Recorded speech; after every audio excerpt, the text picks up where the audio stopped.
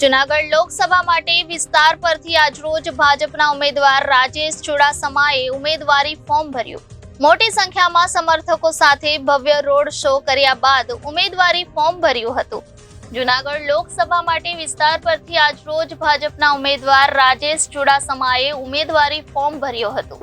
ખૂબ મોટી સંખ્યામાં સમર્થકો સાથે ભવ્ય રોડ શો કર્યા બાદ ઉમેદવારી ફોર્મ ભર્યું હતું। આ પ્રસંગે રાજ્ય કક્ષાના મંત્રી મુળુભાઈ બેરા પણ સાથે જોડાયા હતા। જૂનાગઢ લોકસભાના સીટના ઉમેદવાર રાજેશ ચુડાસમાએ બાકી રહેલા કામો પૂર્ણ કરશે તેવી ખાતરી આપી હતી।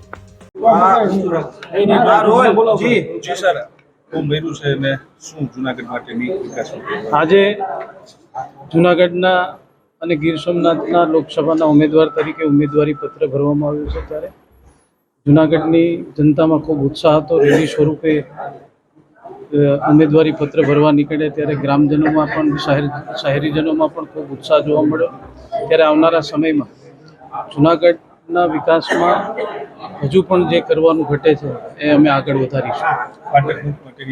ખાસ કરીને જ્યારે આ જૂનાગઢ શહેરનો મુખ્ય પ્રશ્ન ફાટક મુક્ત જૂનાગઢ બનાવવા માટે અમે આ વખતે પણ અમારો પ્રયત્ન કર્યો હતો, પણ ક્યાંક સ્થાનિક આગેવાનો અને બુદ્ધિજીવી લોકોનું માનવું હતું કે આ ડિઝાઇનમાં ફેરફાર થાય, એના કારણે એ ટેન્ડર કેન્સલ થયું છે અને આગામી દિવસોમાં પહેલું જૂનાગઢ ફાટક મુક્ત બને એવો અમારો પ્રયત્ન રહેશે।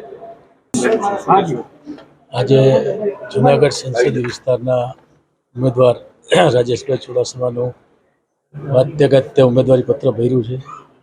ખૂબ મોટી સંખ્યામાં કાર્યકર્તાઓ જૂનાગઢ અને ગીર સોમનાથ જિલ્લામાંથી અહીંયા આવ્યા હતા અને આખા જૂનાગઢ શહેરમાં એક ભવ્ય રેલી પણ થઈ હતી। ઠેર ઠેર જગ્યાએથી જૂનાગઢ નગરજનો પણ ખૂબ જ આવકાર આપતા હતા અને હમણાં જ રેલી સંપન્ન થયા પછી આપણા લોકપ્રિય જૂનાગઢના ઉમેદવાર રાજેશભાઈ ચુડાસમાએ પોતાનું ઉમેદવારી પત્ર ભર્યું છે।